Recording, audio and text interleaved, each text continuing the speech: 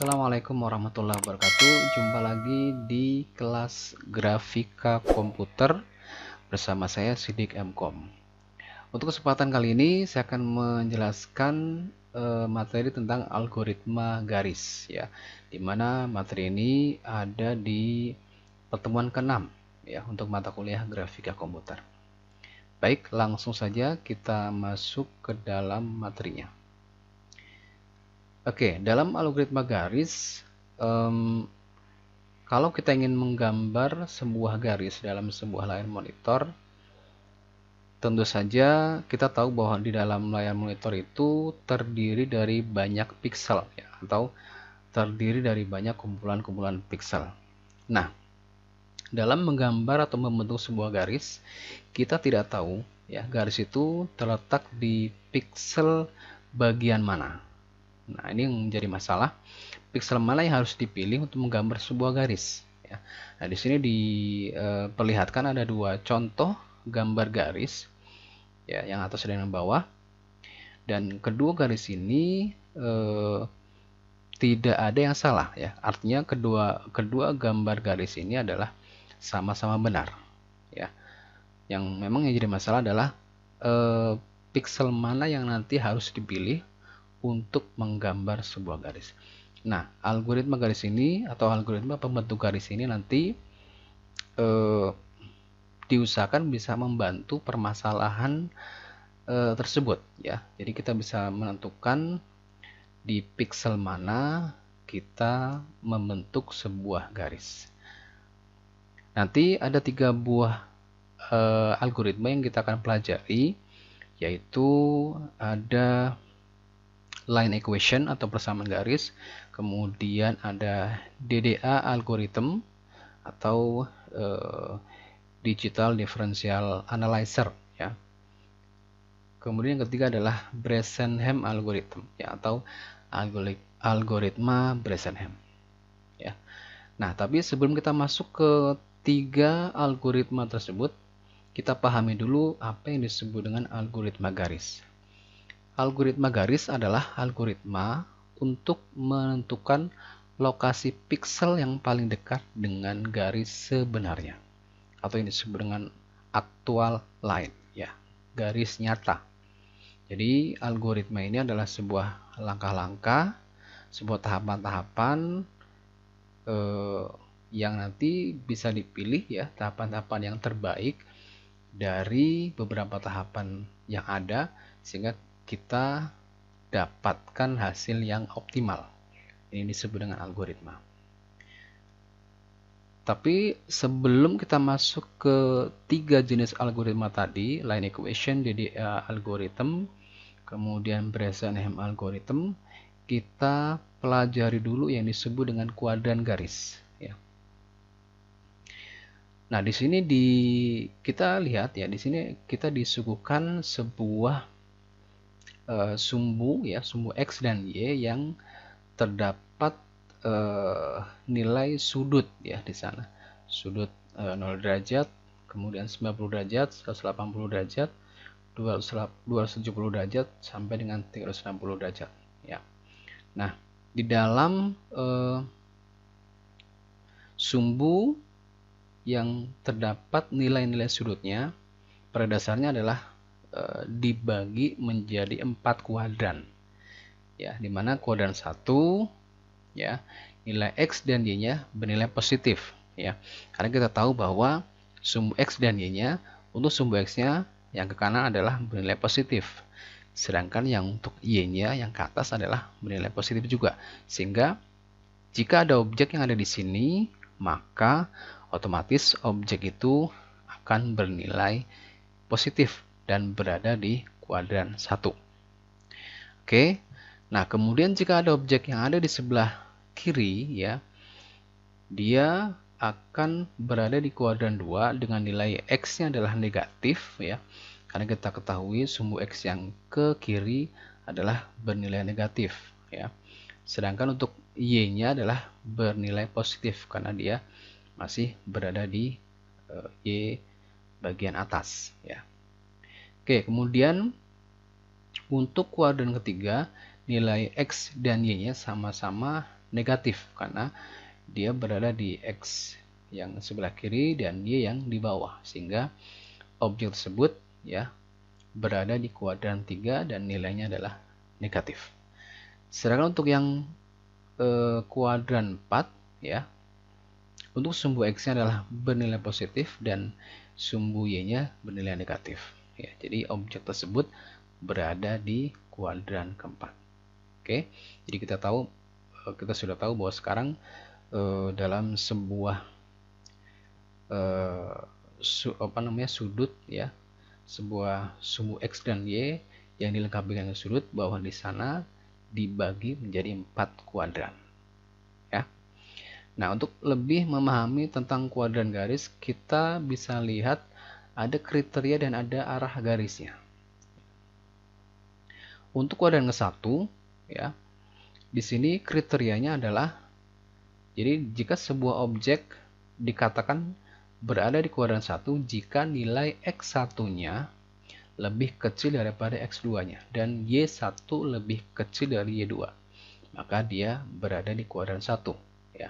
Dan untuk arah garisnya ya, maka arah garisnya adalah dia menuju ke pojok kanan atas ya. Jadi menuju ke pojok kanan atas. Di sini dicontohkan nilainya adalah X1 Y1 ya, X2 Y2 ya. Sehingga kita bisa lihat X1-nya ya 1, X2-nya 4. Maka X1 lebih kecil dari X2 ya. Y1-nya 1, Y2-nya 5.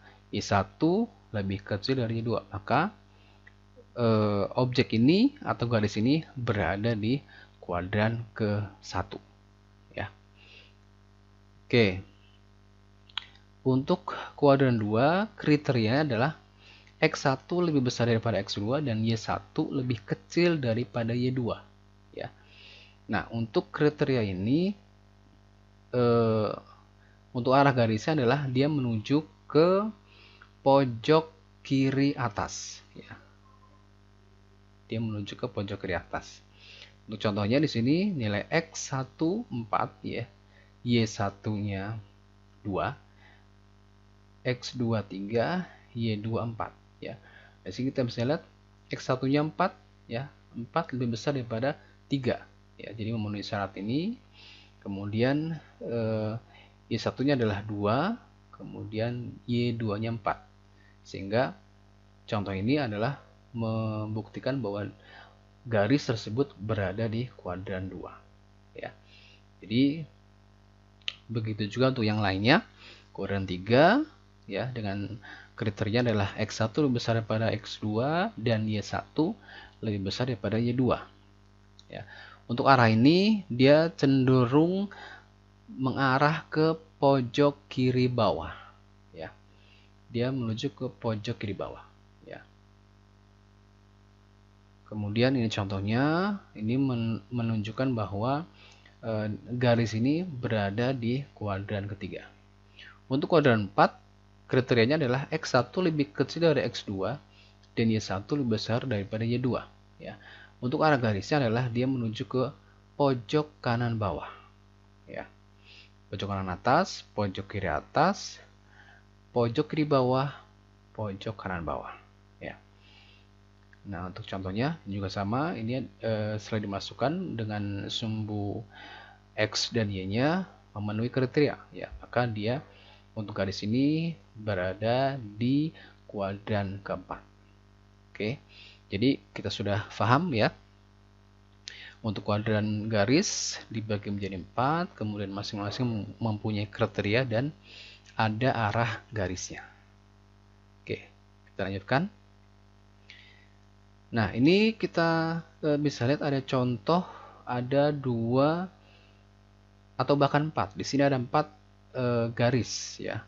Ada 4 garis, yaitu garis A ya, garis B, garis C dan garis D ya.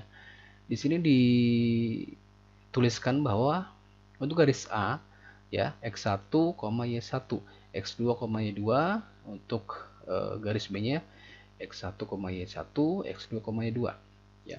Untuk garis A-nya ya, ini kita bisa lihat X1 ya, berarti di sini ada ini kolom 0 ya, 0 1 2 ya.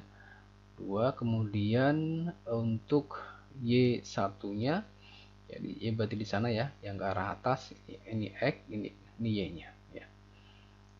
Nah, jadi di sini ditanyakan di kuadran manakah garis A, kemudian di kuadran mana garis B. Dapatkah garis A dan B dinyatakan sebagai garis dengan kuadran yang sama? Kalau memang sama, bagaimana caranya? Kemudian bagaimana dengan garis C dan D?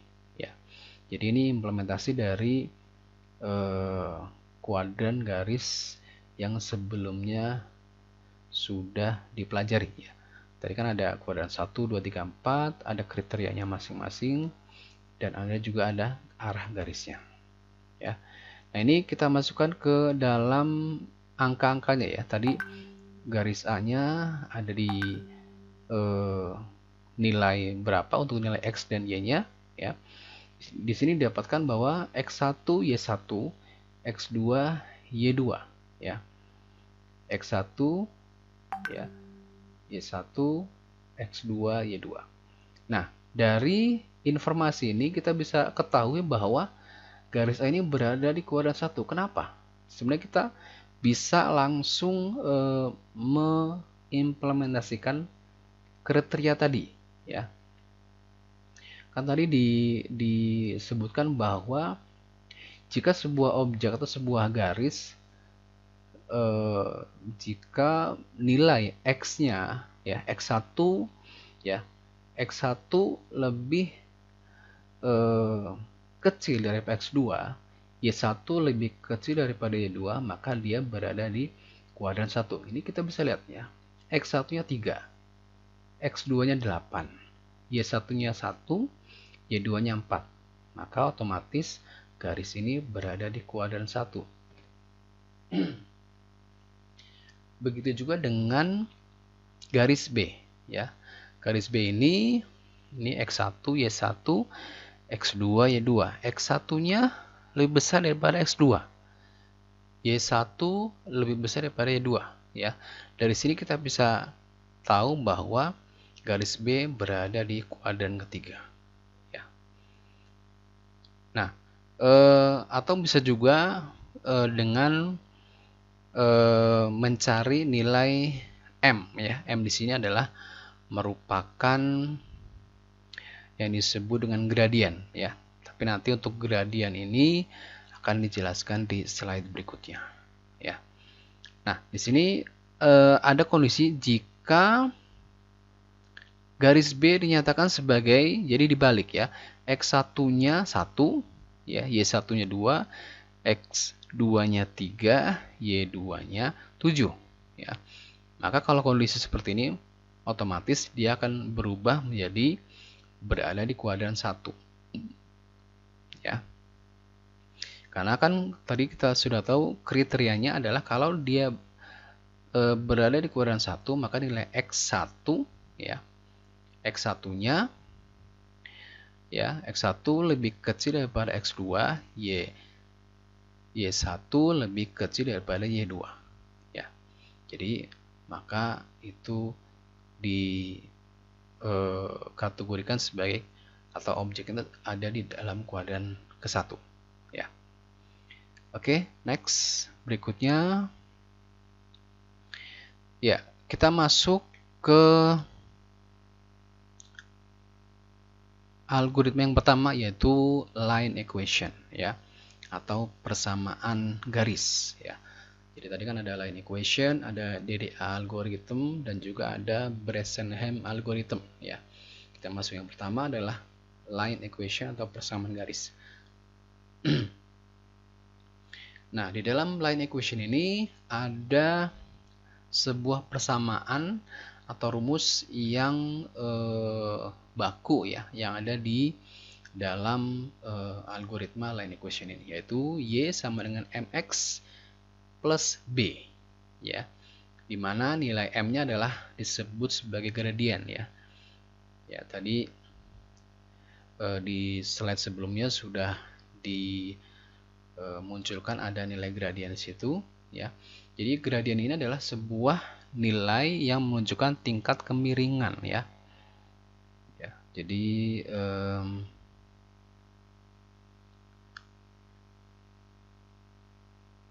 sebentar, ini terlalu jauh slide-nya. Oke, kita mau ke slide sebelumnya ya. Jadi gradien itu adalah kejauhan.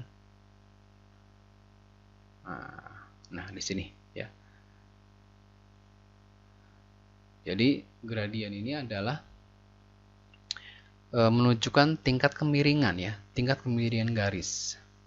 Ya, jadi disebut sebagai gradien. Ya. Untuk variabel b-nya adalah perpotongan garis dengan sumbu y ya. Jadi di sini ada x1 kemudian y1 ya. Nah, perpotongan ini yang disebut sebagai b ya.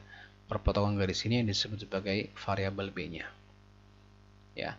Jadi rumusnya adalah nanti y sama dengan mx ditambah b. M-nya adalah gradien, b-nya adalah perpotongan antara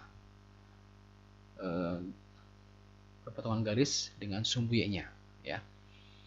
Nah, kita coba masukkan ke dalam contoh ya. Misalnya di sini ada dari persamaan baku tadi bisa disederhanakan menjadi dua buah rumus atau persamaan yang lain ya.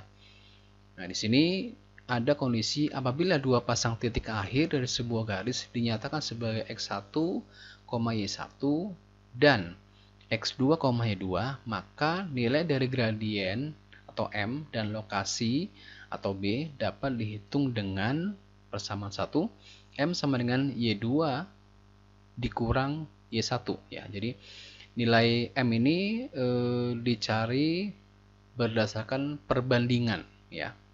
Perbandingan selisih antara y2 dikurang y1 dibagi x2 dikurang x1. Ini persamaan 1.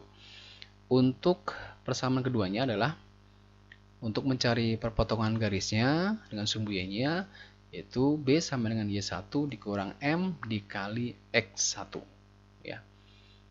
Jadi dari rumus baku yang tadi y sama dengan mx plus b ya, dikembangkan lagi ke dalam persamaan yang lain untuk mencari nilai m-nya dan mencari nilai b-nya ya.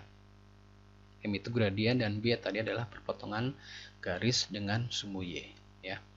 M-nya rumusnya adalah y2 dikurang y1 dibagi x2 dikurang x1 ya. Untuk b-nya adalah y1 dikurang m, m-nya adalah tadi gradien ya, dikali x1. Oke. Nah, di sini ada contoh ya. Contoh garis, yaitu garis itu berada di 0,1 sampai dengan 5,7 ya. Nah, di sini nilai x1-nya adalah 0, nilai y-nya adalah 1 ya, y1. x1 y1 ya, x2 y2 ya. Jadi x1-nya adalah 0, y1-nya 1, x2-nya 5 ya, y2-nya adalah 7 ya. Nah, kita bisa menggambar garis ini ya. Misalnya kita gambar dengan menggunakan persamaan garis atau line equation ya. Nah, kita tinggal masukkan jadi kita tinggal masukkan rumus yang tadi sudah kita pelajari ya. Kita buat ya, diketahuinya bahwa di sini x1-nya adalah 0 ya, y1-nya 1 ya, kita masukkan nilainya, x2-nya 5, y2 7 ya, kita sudah dapat. Nah, setelah itu kita hitung nilai dari gradiennya ya. Kita masukkan nilainya tadi. Untuk mencari gradien adalah tadi ya, perbandingan ya, perbandingan selisih ya, yaitu y2 dikurang y1 dibagi x2 dikurang x1 ya. kita tinggal masukkan nilainya ya. Y2 adalah 7 ya. Y1 1, maka di sini masukkan 7 dikurang 1 dibagi X2 dikurangi X1. X2-nya adalah 5, X1-nya 0, maka 5 dikurang 0 ya. Jadi sama dengan 6 dibagi 5 ya. 6 dibagi 5 sehingga didapatkan nilainya adalah 1,2 ya. Jadi gradiennya adalah bernilai 1,2 untuk M-nya ya, M-nya 1,2. Kemudian setelah M-nya didapat, kita hitung B-nya ya, perpotongan garis dengan sumbu Y ya. Tadi rumusnya adalah Y ya, Y1 dikurangi M ya, dikurangi M dikali X1 ya. Tadi kita sudah sudah dapat untuk mencari nilai B-nya kan ya, tadi nah ini ya, B sama dengan Y1 dikurang M dikali X1 ya.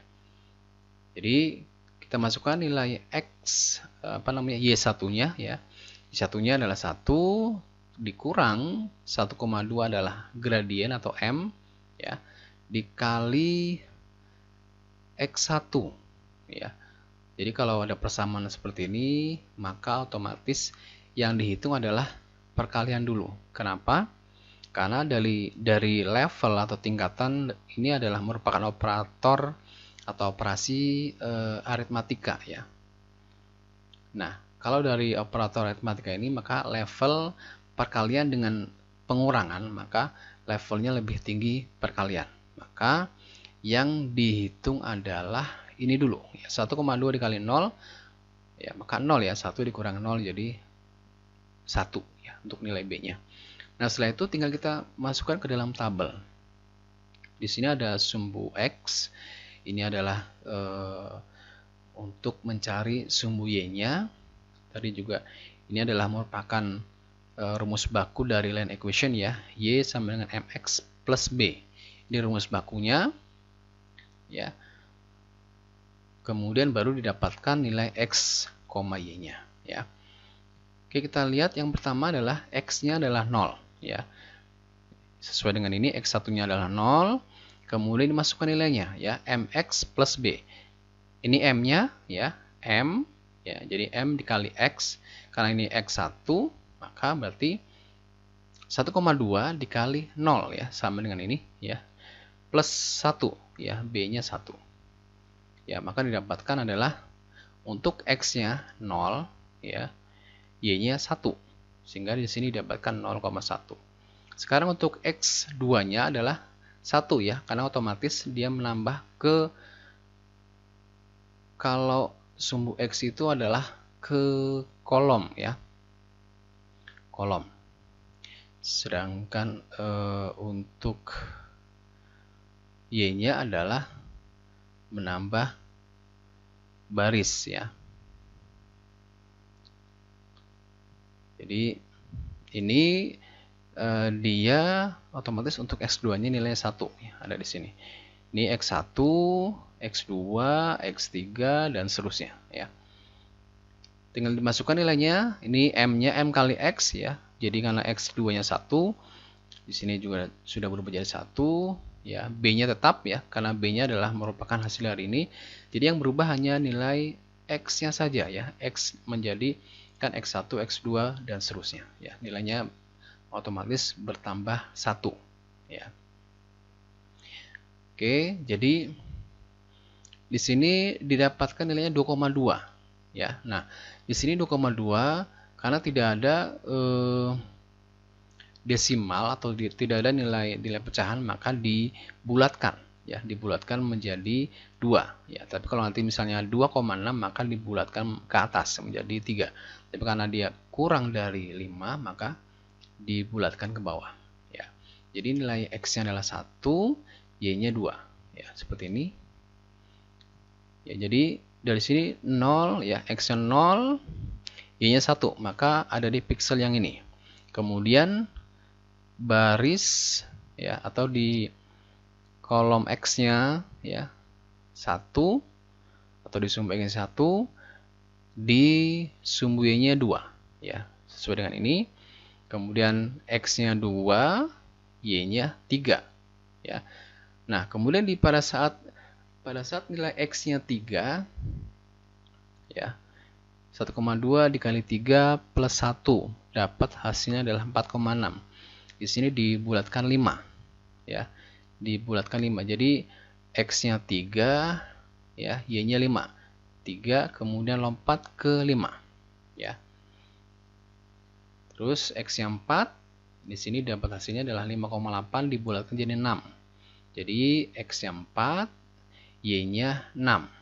Ya. Kemudian yang terakhir X-nya 5, ya, didapatkan nilai bulatnya adalah 7, ya. X-nya 5, Y-nya 7. Nah, dari persamaan ini, dari persamaan garis atau algoritma persamaan garis yang sudah kita hitung, ya, maka didapatkan bentuk garisnya adalah seperti ini. Nah, jadi kita sudah dapat hasil dari pembentukan garis menggunakan algoritma line equation, ya. Tapi di sini kita bisa lihat bahwa terjadi apa? Di sini terjadi ada piksel yang tidak terhubung, ya. Ada piksel yang tidak terhubung sehingga ini merupakan suatu masalah, ya. Artinya dengan jadi pembentukan garis dengan menggunakan algoritma line equation berarti masih belum optimal, ya, sehingga perlu dicoba dengan algoritma yang lain, ya. Nanti kita coba buktikan dengan algoritma DDA dan juga dengan algoritma Bresenham, ya. Mana kira-kira algoritma yang lebih efektif? Oke. Ya. Nah, sebelum kita lanjut ke algoritma DDA dan juga algoritma Bresenham, kita pahami lagi antara keterkaitan gradien dengan tipe garis, ya. Karena ini nanti akan erat kaitannya dengan penggunaan algoritma DDA dan juga algoritma Bresenham, ya. Di sini ada 5 jenis tipe garis, ya, berdasarkan dari nilai gradiennya, ya. Yang pertama adalah sebuah garis yang tegak, ya. Sebuah garis yang tegak di sini dikatakan bahwa nilai M-nya adalah tidak terdefinisi, ya. M itu kan tadi adalah merupakan tingkat kemiringan dari sebuah garis. Di sini tidak ada kemiringannya sehingga dikatakan gradiennya adalah tak terdefinisi, ya. Oke, ini disebut dengan garis tegak. Kemudian ada garis mendatar, ya. Garis mendatar ini untuk tingkat kemiringannya adalah 0, ya, atau gradiennya adalah 0, ya. Jadi disebut sebagai garis mendatar karena dia mempunyai nilai gradiennya adalah 0. Nah, kemudian ada garis miring, ya, sudutnya 45 derajat. Nah, di sini disebut sebagai nilai gradiennya adalah 1. Ya. Jadi kalau ada sebuah garis dengan kemiringannya adalah 45 derajat, maka sudah aturan bakunya bahwa nilai gradiennya adalah sama dengan 1. Nah, sekarang ada 2 jenis tipe garis, yaitu yang pertama adalah garis yang cenderung mendatar dan garis yang cenderung tegak, ya. Untuk garis yang cenderung mendatar, nilai M-nya atau gradiennya adalah ada di range antara 0 sampai dengan 1, ya. 0 sampai dengan 1. Itu untuk garis yang cenderung mendatar. Kalau garis yang cenderung mendatar berarti dia ada penambahannya adalah di sumbu X-nya, ya. Kalau kita tarik garis lebih panjang, ya, ke sini misalnya, maka penambahan yang sangat banyak adalah di sumbu X-nya. Di sini X3, X4, X5, X6, X7. Tapi untuk Y-nya dia bertambah tetapi tidak signifikan, ya. Nanti paling hanya sampai dengan Y4.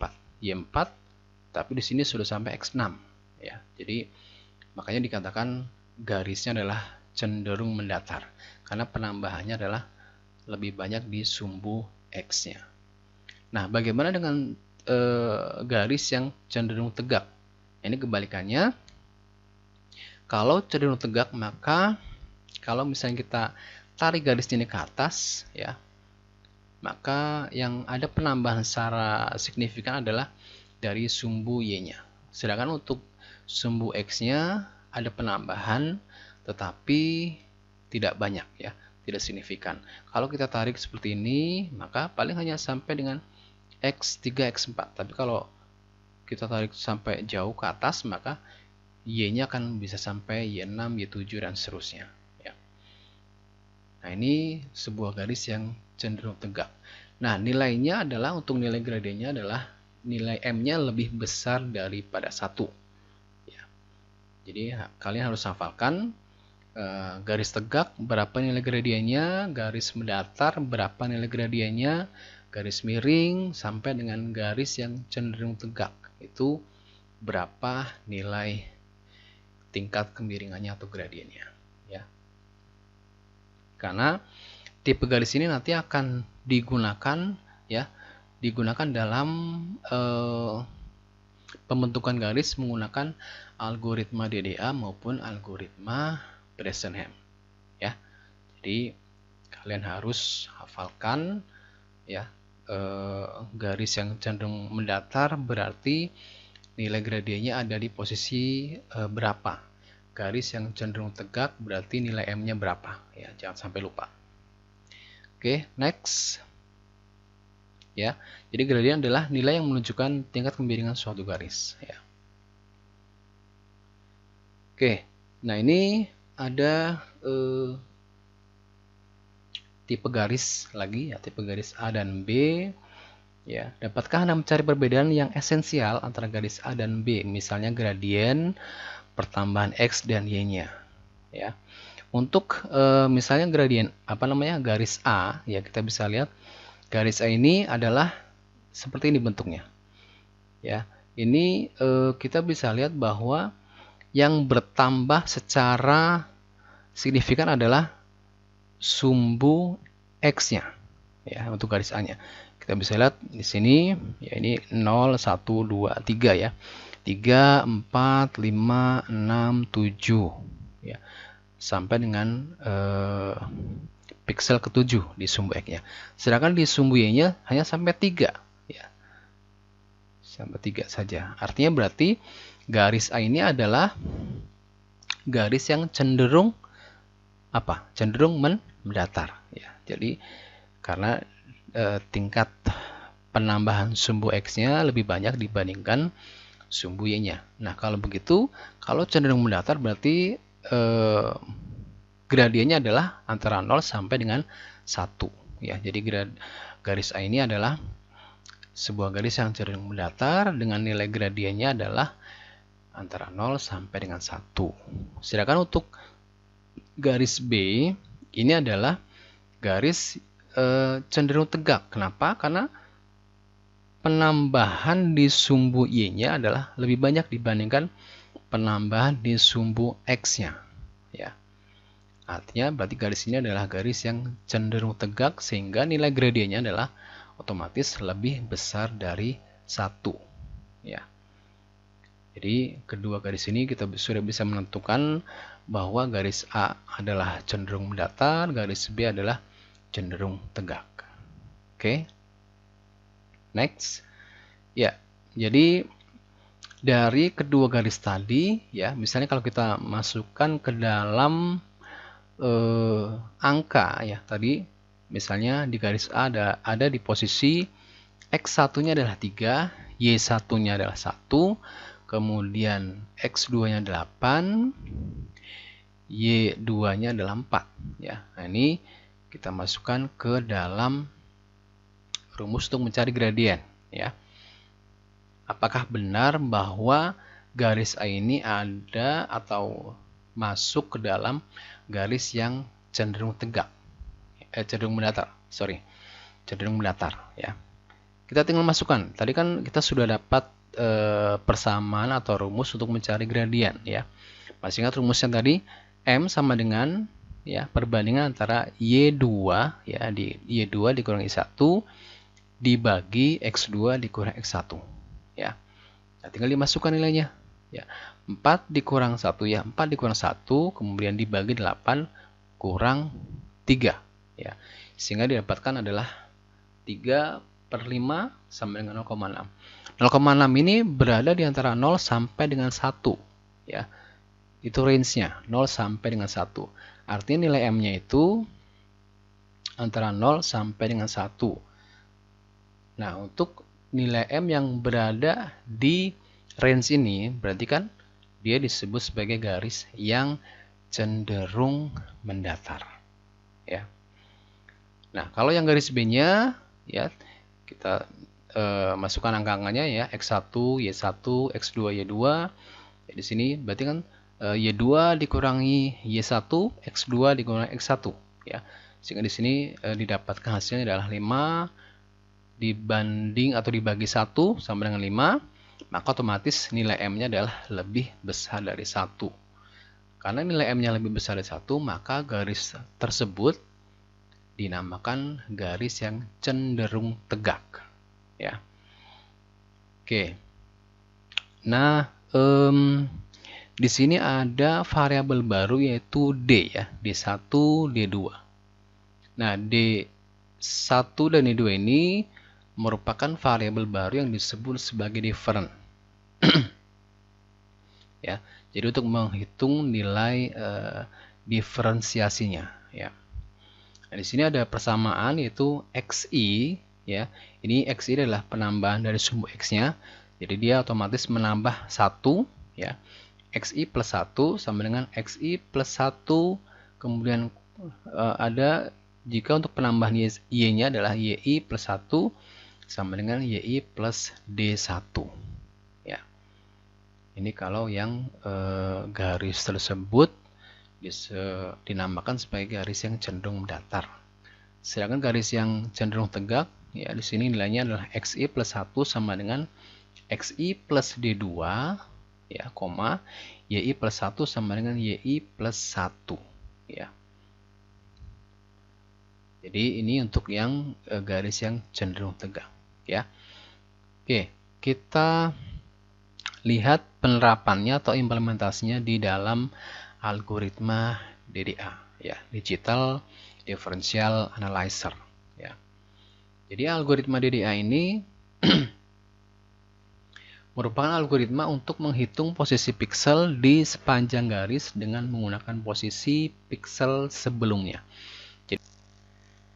Oke, selain itu algoritma DDA ini menggunakan asumsi bahwa garis berada di kuadran 1 atau kuadran 2, serta garis bertipe cenderung tegak atau cenderung mendatar. Artinya garisnya itu ada di, kalau misalnya dia cenderung tegak, maka untuk nilai gradiennya adalah lebih besar dari 1, sedangkan untuk tipe garis yang cenderung mendatar, nilai gradiennya atau M-nya adalah antara 0 sampai dengan 1.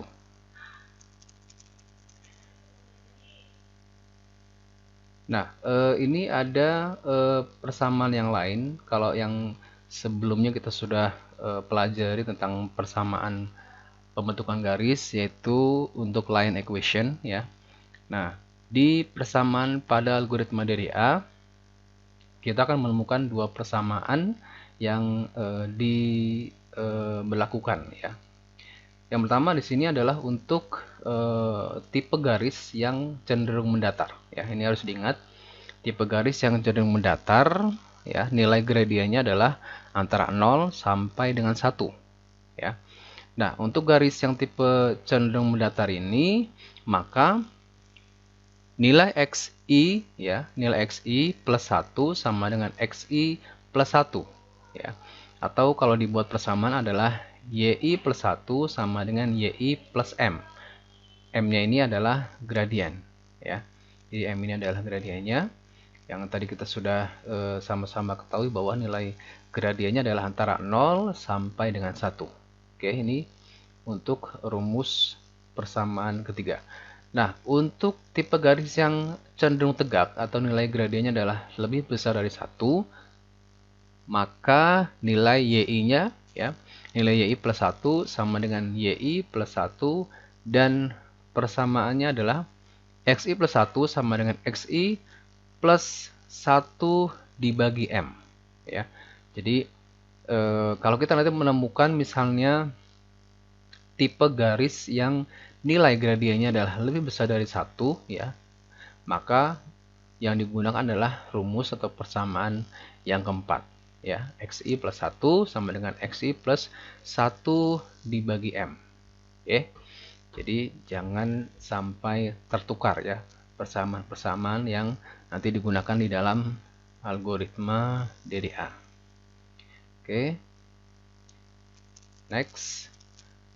Oke. Untuk persamaan yang lain ini digunakan juga, ya, jika nilai M-nya adalah 0, ya, range-nya adalah 0 lebih besar dari M, kemudian M lebih besar daripada min 1, maka XI plus 1 sama dengan XI min 1. Nah, ini dibuat dalam persamaan yang kelima, yaitu YI plus 1 sama dengan YI min M, ya. Jadi ini untuk persamaan yang kelima, ya, YI plus 1 sama dengan YI min M. Sedangkan bila nilai gradiennya lebih kecil dari min 1, maka jadi sekali lagi ini poin pentingnya atau yang diperhatikan adalah nilai gradiennya, ya. Jadi kalau misalnya nilai gradiennya adalah antara 0 sampai dengan 1, maka gunakan persamaan yang ketiga, ya.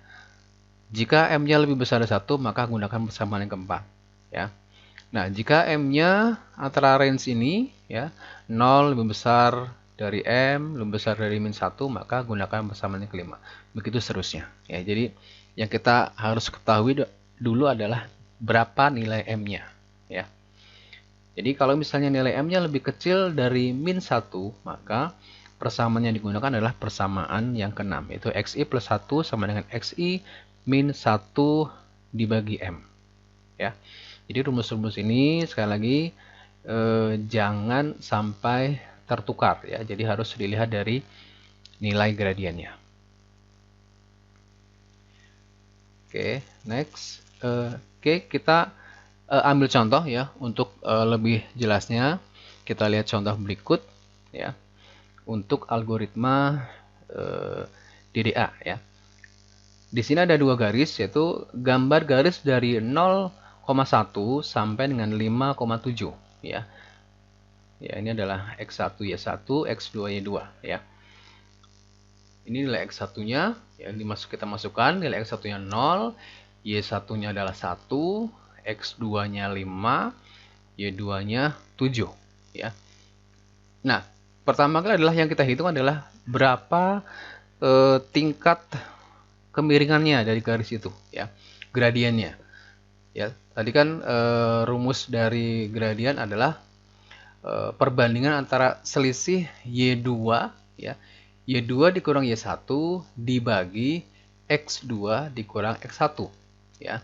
Tinggal kita masukkan, ya. Y2 adalah 7, Y1-nya 1 dibagi X2 adalah 5, X1 0, sehingga didapatkan nilainya adalah nilai M-nya adalah 1,20, ya. Atau dengan kata lain berarti nilai M-nya adalah lebih besar dari M, ya.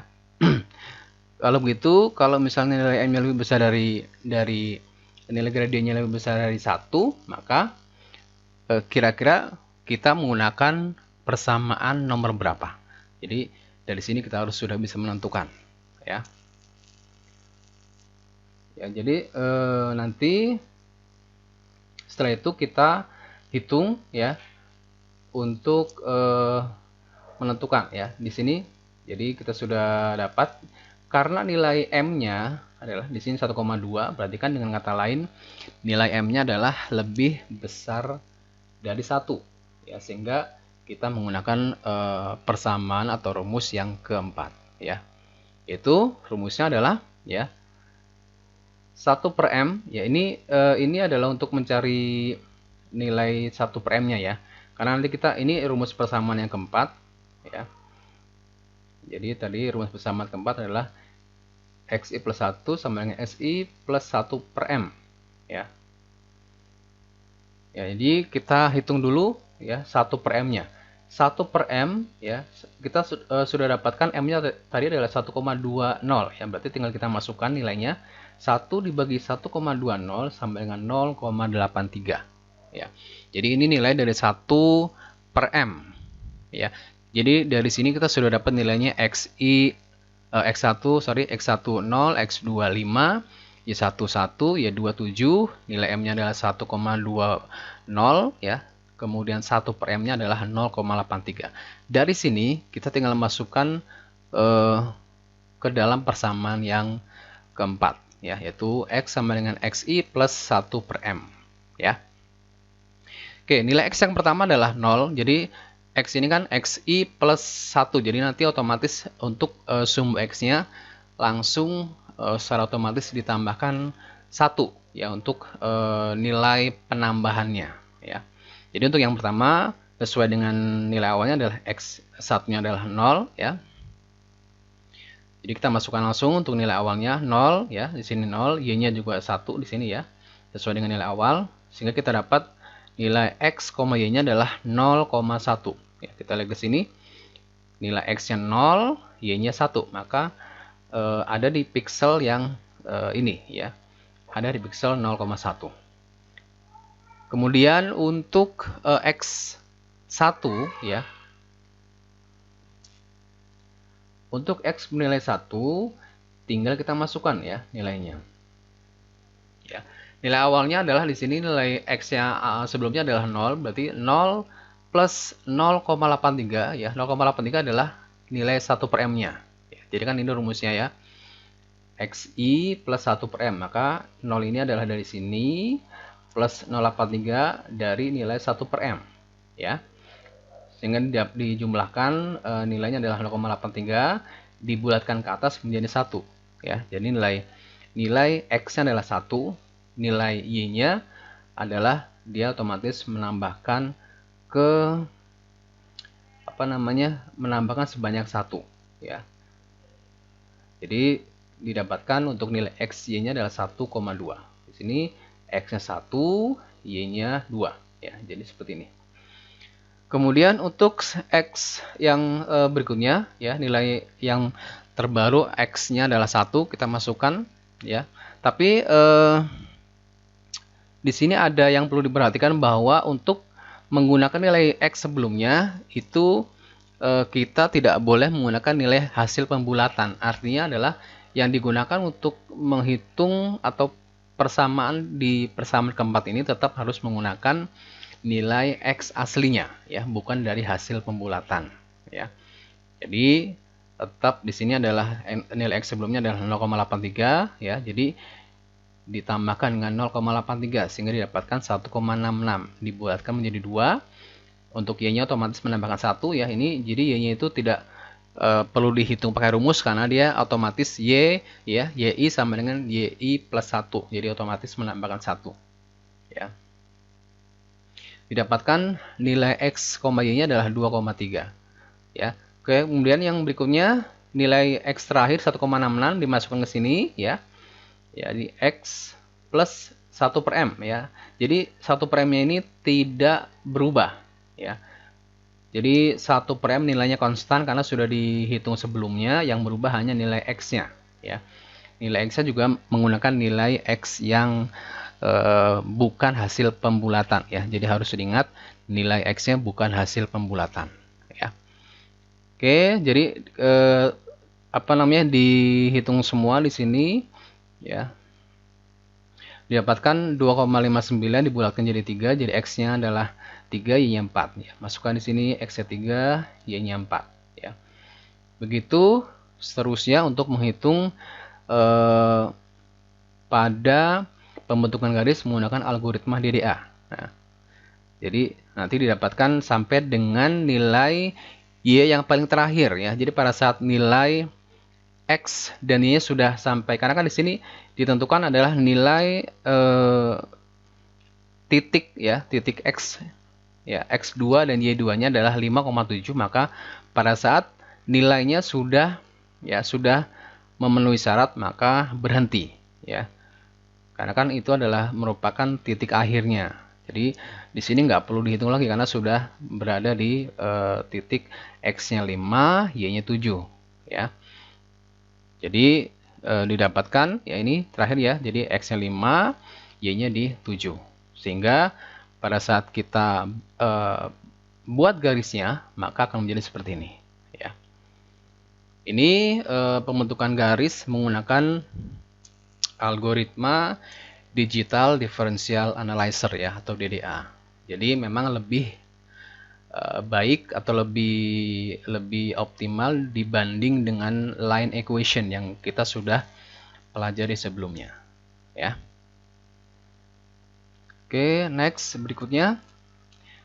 Nah, mungkin dari algoritma DDA ya, mungkin masih ada kelemahan ya. Ternyata di sini masih masih terdapat melewati satu pixel yang tidak ditandai ya. Di sini kita bisa lihat melewati satu pixel yang jadi seperti seolah-olah terputus ya. Nah, ini termasuk juga ke dalam kelemahan dari algoritma DDA ya. Jadi belum bisa dikatakan belum optimal. Nah, algoritma DDA ini dikatakan belum optimal sehingga diperlukan algoritma yang lain ya. Di sini kita coba adalah dengan algoritma Bresenham ya. Nah, untuk algoritma Bresenham ya, algoritma Bresenham mengembangkan algoritma yang lebih efisien dibandingkan algoritma sebelumnya, yaitu line equation dan algoritma Digital Differential Analyzer atau DDA. Algoritma ini ya, algoritma Bresenham ini mencari nilai integer yang paling mendekati garis sesungguhnya ya. Jadi dia algoritma ini akan mencari nilai integer ya. Nilai integer ini berarti kan nilai bulat ya. Nilai bulat ya, walaupun negatif dan positif, tapi di sana adalah yang dititik beratkan adalah nilai integernya ya. Kalau di dalam tipe data, integer adalah nilai bilangan bulat, sedangkan kalau yang float atau real ya itu adalah bilangan pecahan ya. Nah, untuk algoritma ini tidak memerlukan pembagian. Jadi ada beberapa ciri ya atau karakteristik dari algoritma Bresenham ya. Yang pertama adalah mencari nilai integer ya yang paling dekat dengan garis sesungguhnya atau actual line. Yang kedua adalah algoritmanya tidak memerlukan proses pembagian ya. Tidak ada dividing ya, tidak ada proses pembagian ya. Jadi ini karakteristik atau ciri dari algoritma Bresenham. Kita next ke slide berikutnya. Karakteristik yang lain dari algoritma Bresenham ya. Algoritma ini hanya dapat digunakan untuk garis yang berada di kuadran 1 ya. Kalau yang algoritma DDA kuadran 1 dan 2, sedangkan algoritma Bresenham di kuadran 1 dan tipe garisnya adalah antara ya yang nilai gradiennya adalah antara 0 sampai dengan 1 ya. Masih ingat nilai gradien yang berada di antara 0 sampai dengan 1 itu tipe garis apa ya. Jangan sampai lupa ya. Karena kita sudah pelajari sebelumnya di slide sebelumnya ada kuadran, ada tipe garis ya. Nah, itu harus dipelajari ya. Jadi, nah bagi teman-teman yang nanti ingin mempelajari lebih dalam ya mengenai algoritma Bresenham, nanti bisa silakan ada bukunya Hearn and Becker ya tentang computer graphics. Itu dibahas secara detail dan mendalam tentang algoritma Bresenham ya. Jadi bisa dicari e-booknya di internet ya.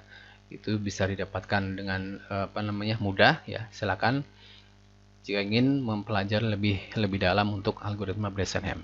Tapi di sini nanti kita coba beberapa contoh ya untuk implementasi dari algoritma pembentukan garis menggunakan Bresenham ya, algoritma Bresenham. Oke, nah di dalam algoritma Bresenham tadi kita sudah punya ciri-cirinya, misalnya akan menggunakan nilai integer berdasarkan aktual line atau garis sesungguhnya. Kemudian tadi juga ada cirinya adalah tidak memerlukan pembagian ya. Oke, di sini ada sebuah contoh garis ya yang berada di pixel-pixel ya. Di sini ada variabel D1 ya. D1 kemudian ada xi, yi ya. Xi plus 1, yi. Jadi kalau dia semakin ke kanan maka otomatis yang bertambah adalah sumbu x-nya ya. Jadi kalau ke sini nanti jadi xi plus 2 ya. Xi plus 3 begitu seterusnya. Tapi untuk sumbu y-nya tetap ya, karena dia masih berada di sumbu y yang ke-1 ya. Nah, jadi untuk D1 ini ada persamaan, yaitu D1 sama dengan M dikurang 1/2 ya. Atau diambil setengahnya. Karena dari D1 ini D1 lebih kecil dari 0 atau negatif, maka pixel berikutnya adalah pixel xi plus 1, y1. Jadi dia otomatis akan langsung menuju ke pixel di atasnya. Ya.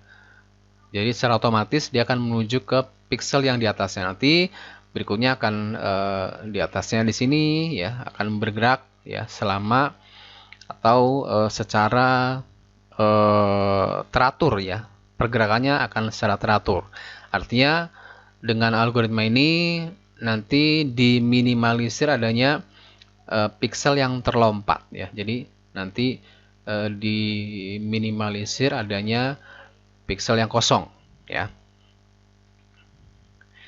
Oke, kemudian untuk nilai D1 ya, D1 yang kedua di sini D1 sama dengan M min 1/2 ya. Jadi kalau misalnya kondisi garisnya atau kondisi letak garisnya ada di seperti ini ya, maka nilai D1-nya lebih besar dari 0 ya. D1 lebih besar dari 0 ya. Jadi kalau yang sebelumnya ya, ini kan kalau kita lihat bentuk garis atau bentuk pixel-pixel layarnya kan dibuat ya, misalnya adalah seperti ini ya.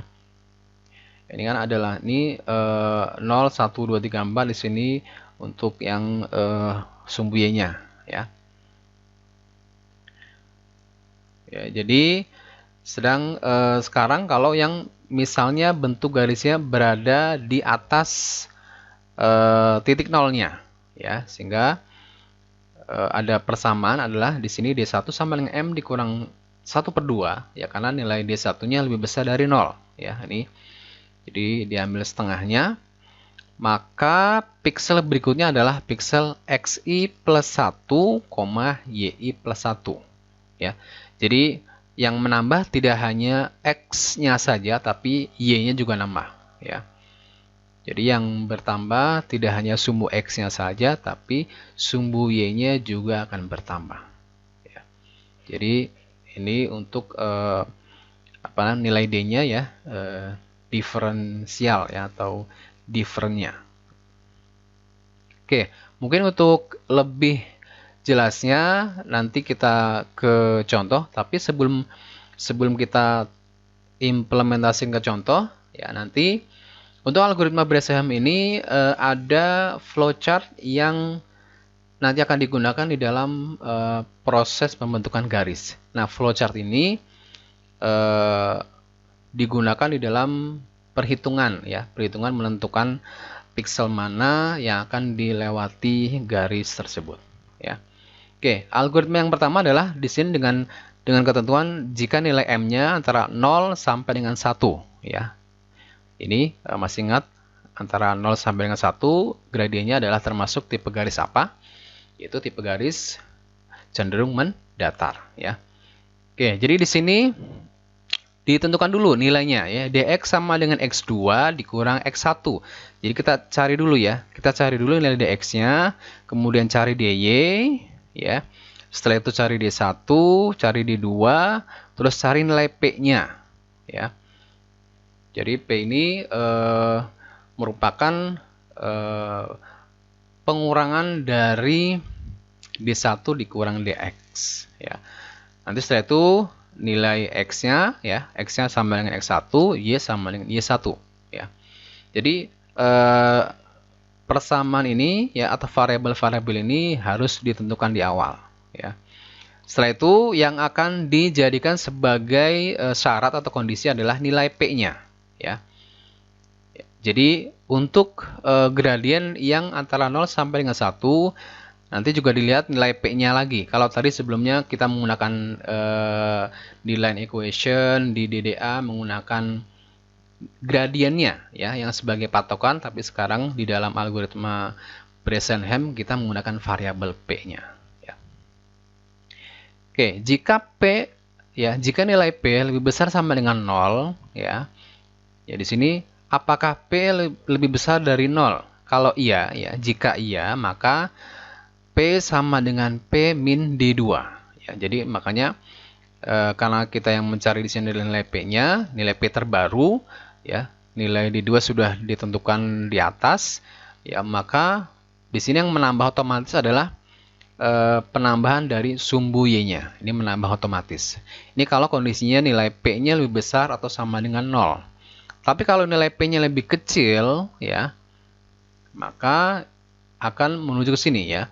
P-nya adalah P plus D1 ya. Jadi di sini tidak ada proses pembagian ya, sesuai dengan ciri dari algoritma Bresenham, tidak adanya proses pembagian ya.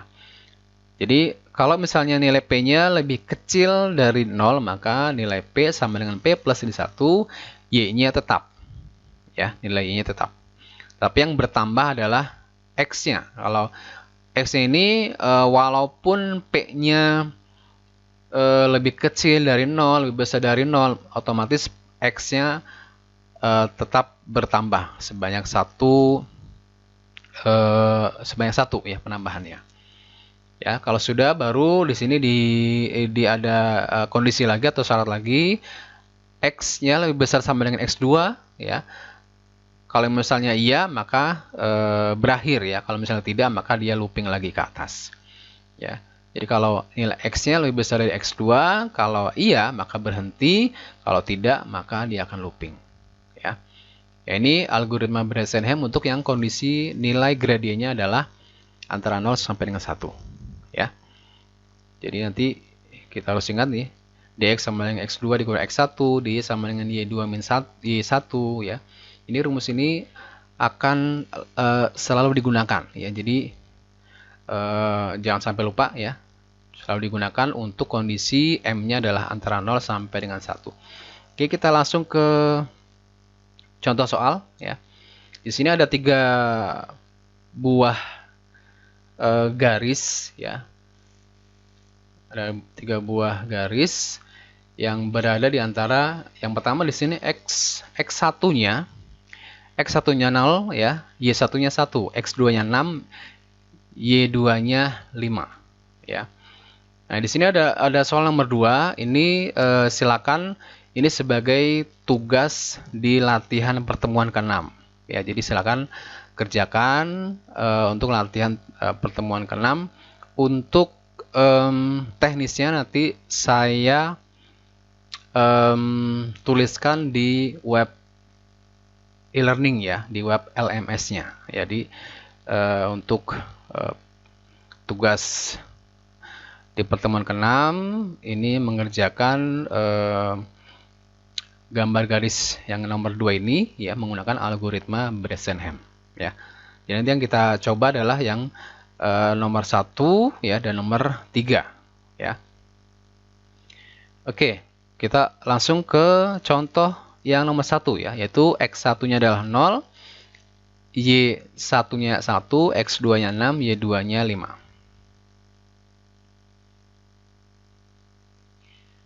Oke, ini kenapa bisa didapatkan hasil seperti ini? Ya, ini merupakan hasil dari perhitungan ini, ya.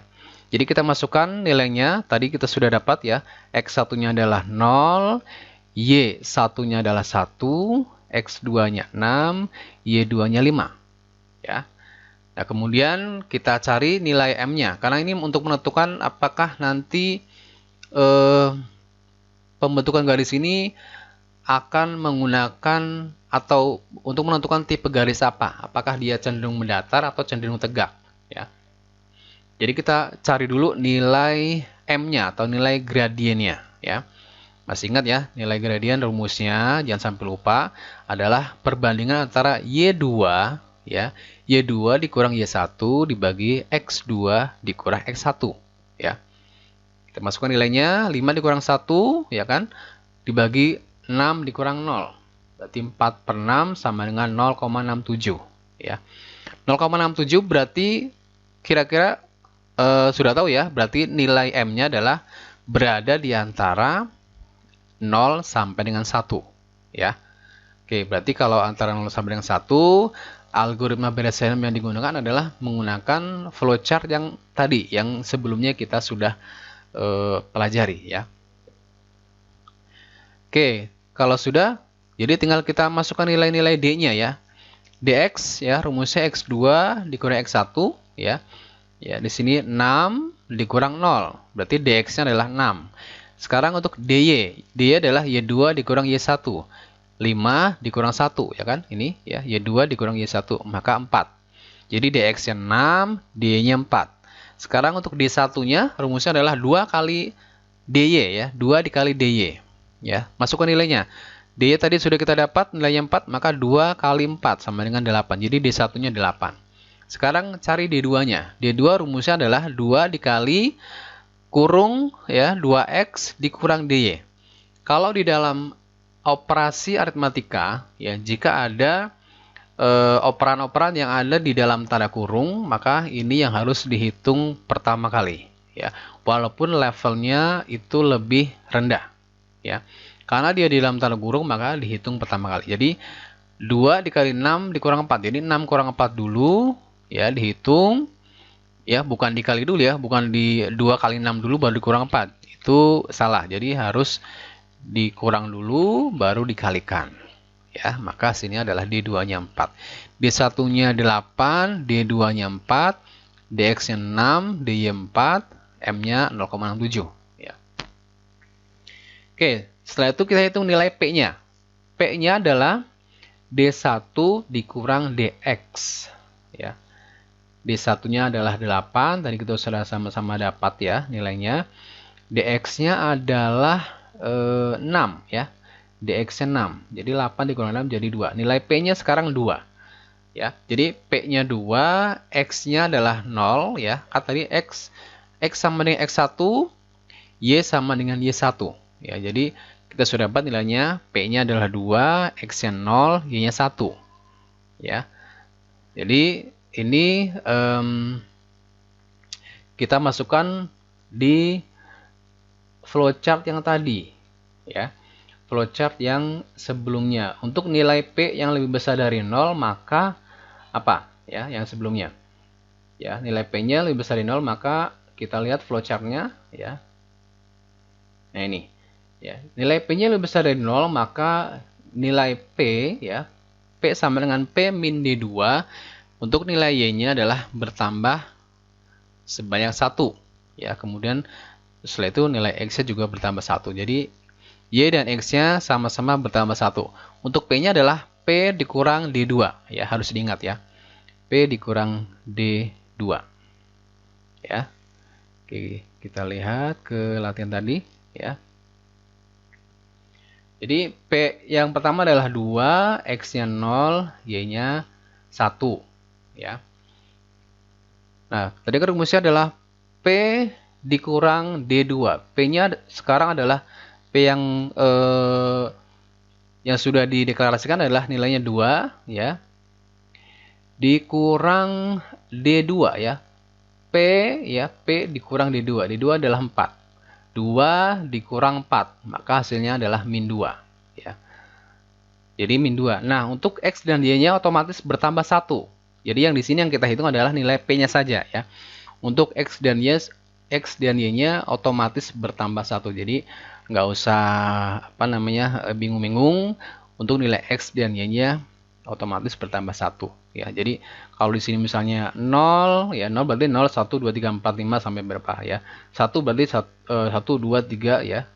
Nanti tergantung dari nilai P-nya ya. Nilai P-nya kalau misalnya nilai P-nya ternyata lebih kecil dari 0, maka tadi ada di flowchart-nya, berarti nilai Y-nya adalah sama dengan Y sebelumnya ya. Jadi jangan lupa ya. Tapi kalau P-nya lebih besar dari 0, maka Y-nya plus 1. Tapi kalau P-nya lebih kecil dari 0, maka Y-nya tetap ya. Seperti ini contoh ya.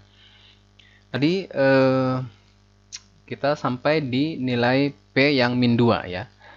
P min 2 dari flowchart sebelumnya, karena nilai P-nya adalah, berarti kalau min itu lebih kecil dari 0 ya, maka dia menuju ke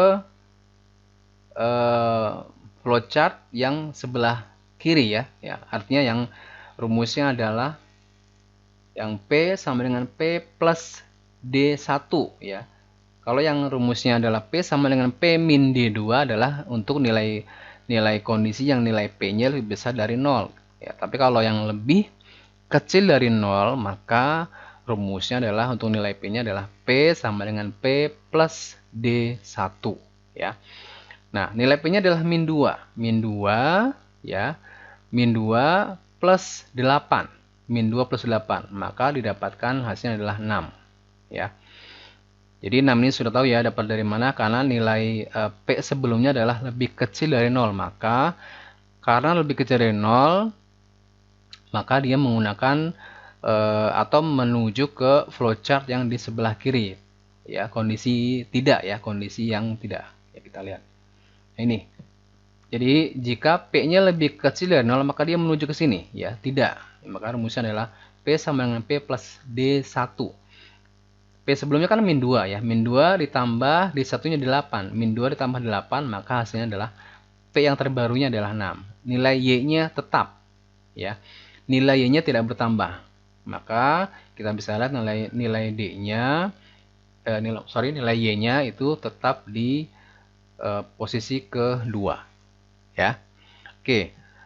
Sekarang kembali ke nilai P-nya. Sekarang nilai P-nya adalah 6 ya. 6 itu berarti otomatis lebih besar dari 0. Maka dia kembali ke sebelah kanan ya. Flowchart yang sebelah kanan yaitu P sama dengan P min D2. Berarti 6 dikurang 4 ya. Dapatnya hasilnya adalah 2. Oke. P sama dengan P min D2 ya. Y-nya bertambah, X-nya bertambah. Ya, sekarang nilai P-nya 2. Nah, 2 ya, 2 kan masih lebih besar dari 0, maka P ya 2 dikurangi D2 ya 4. 2 dikurangi 4, maka nilainya adalah min 2 ya, min 2.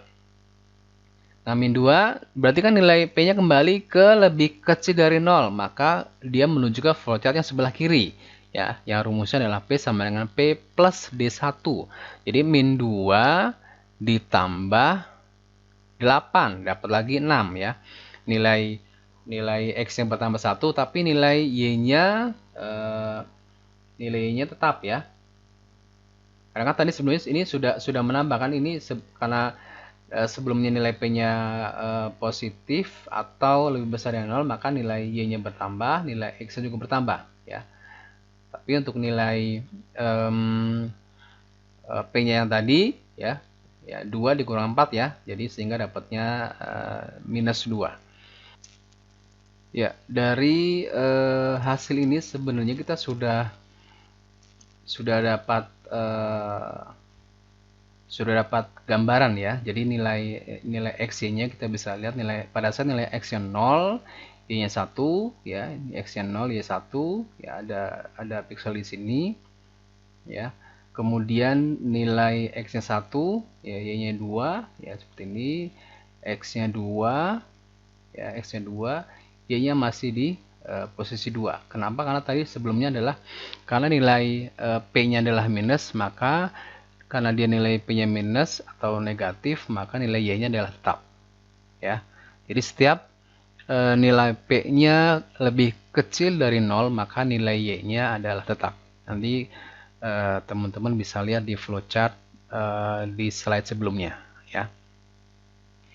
Jadi kita bisa perhatikan di sini dari untuk X-nya, ya. Jadi sampai dengan posisi nilai X-nya 6, ya, nilai X-nya 6 di sumbu Y-nya adalah 5, ya. Jadi sehingga kita dapat garis seperti ini, ya.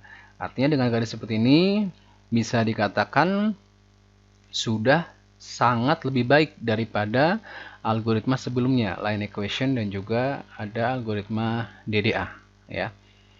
Jadi bisa dikatakan algoritma Bressenham ini lebih efisien, lebih tepat dari penggambaran garisnya atau pembentukan garisnya, ya. Oke, kita next ke contoh berikutnya, ya.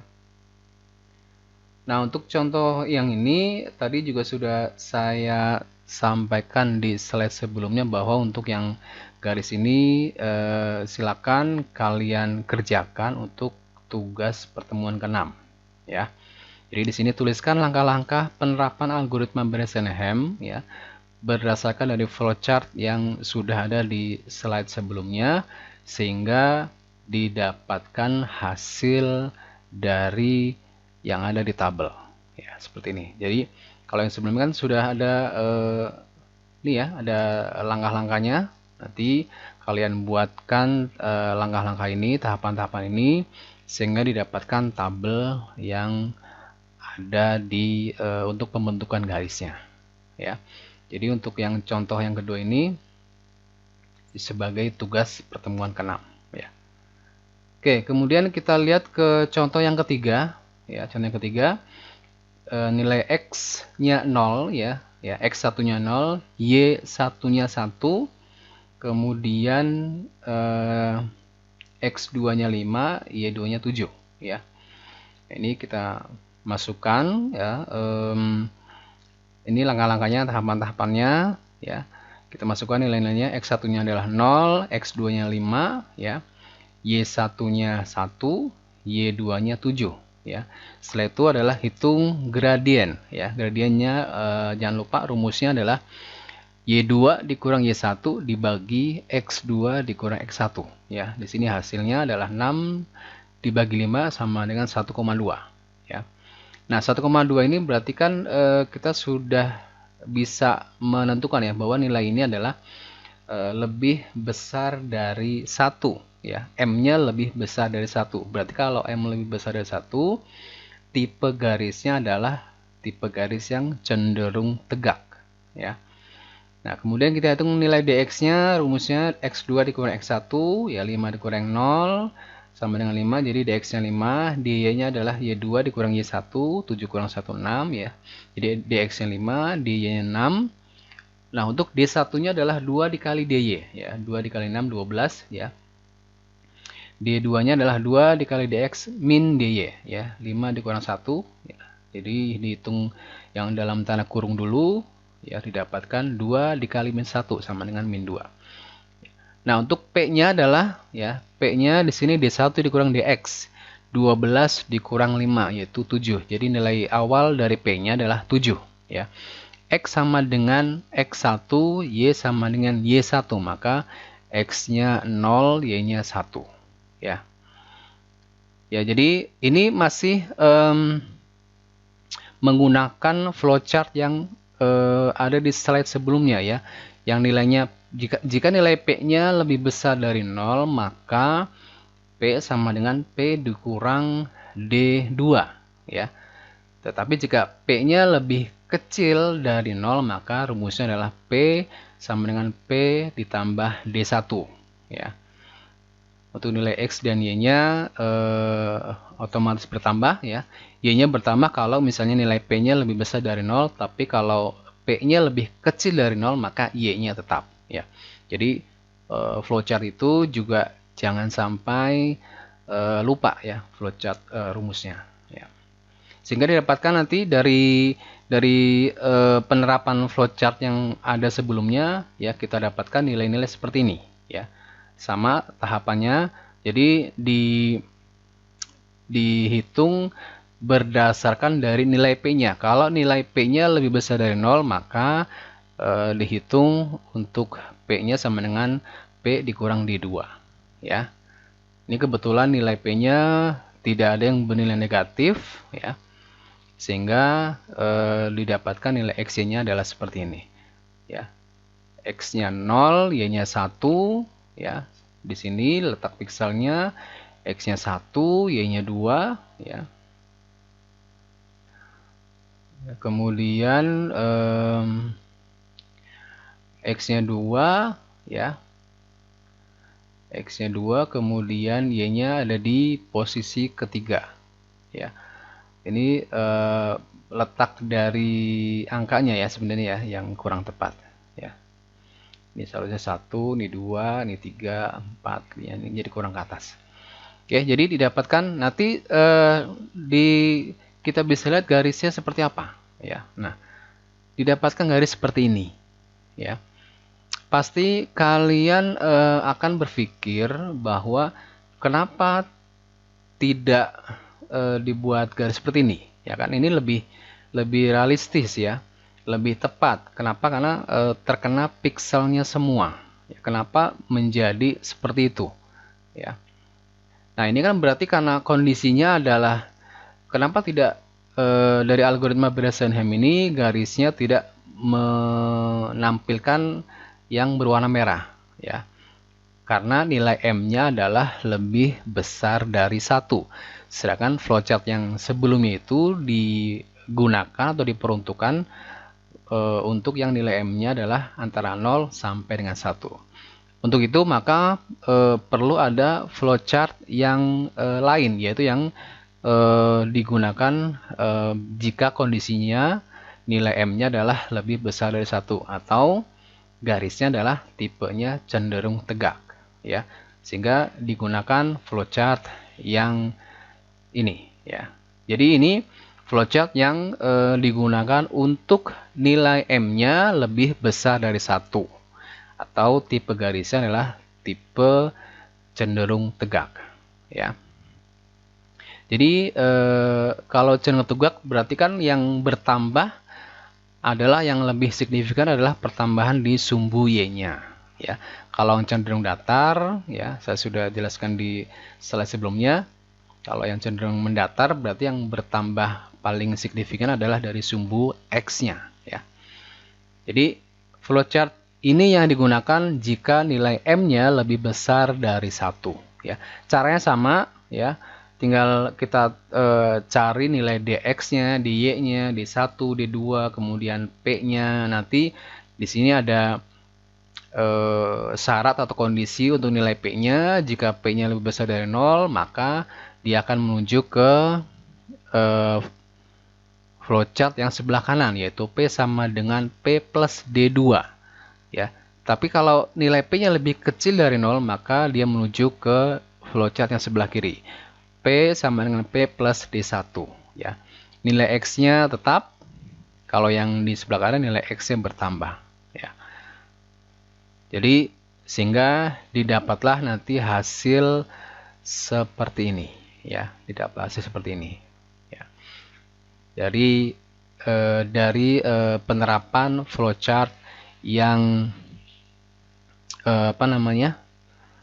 bagi gradien yang lebih besar dari 0. Oke, jadi kita sudah bisa membuat kesimpulan ya. Artinya dari ketiga algoritma itu, mulai dari line equation, kemudian algoritma DDA, yang terakhir adalah algoritma Bresenham, kita bisa menyimpulkan bahwa algoritma Bresenham memang lebih efisien ya, lebih optimal di dalam pembentukan sebuah garis di layar monitor ya, atau di pixel ya. Jadi kita bisa tarik kesimpulan seperti itu ya.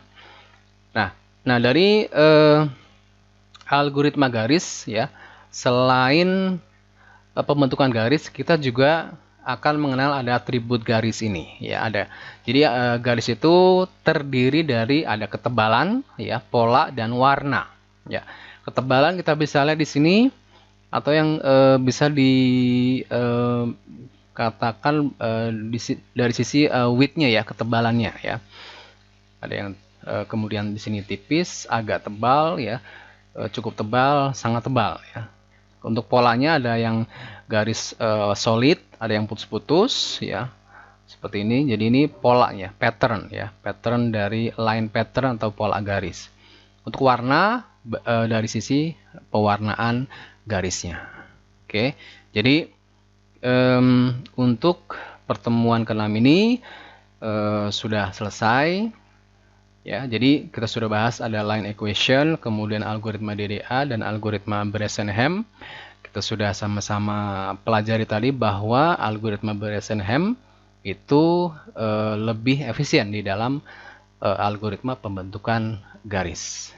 Oke, terima kasih atas perhatiannya. Perbanyak latihan, mungkin dari beberapa contoh bisa dicoba, tentukan nilai garisnya, ya, dengan menentukan angkanya sendiri. Coba diterapkan pakai line equation misalnya, kemudian pakai DDA ataupun pakai Bresenham, ya. Terima kasih sekali lagi. Saya tutup. Assalamualaikum warahmatullahi wabarakatuh.